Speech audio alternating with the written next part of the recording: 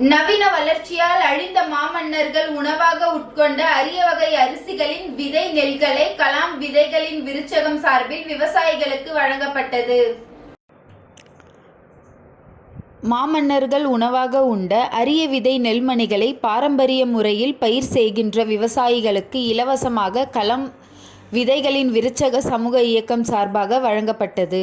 அதன்படி பாரம்பரிய வீரியமிக்க 10 அரிய வகை விதை நெற்பயிர்களை நிலத்தில் வியர்வை சிந்தி உழைக்கின்ற 25 விவசாய பெருங்குடி மக்களுக்கு சேலை, வேஷ்டி, துண்டு, போர்வை உள்ளிட்ட நலத்திட்ட உதவிகள் வழங்கும் விழா புதுச்சேரி ஏம்பலம் பகுதியில் உள்ள விவசாய நிலத்தில் நடைபெற்றது.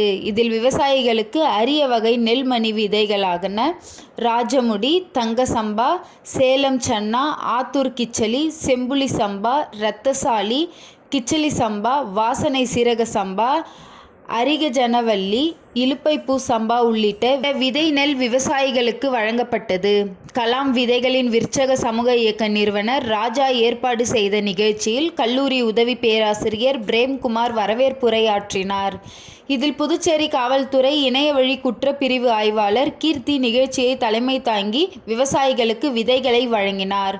மேலும் சிறப்பு விருந்தினராக அன்னை அறக்கட்டளை நிறுவனர் பொறியாளர் சிவா கலந்து கொண்டு சிறப்புரையாற்றினார்.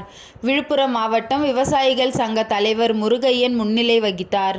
முன்னாள் ஊராட்சி மன்ற தலைவர் மண்ணாங்கட்டி கோவிந்தராஜா மற்றும் சமூக அமைப்பை சார்ந்த நிர்வாகிகள் இளங்கோவன், சசிகுமார், பக்சஜெயின், அறிவுமணி, ஏகாம்பரம், சுரேஷ் ஆகியோர் நோக்க உரையாற்றினார்.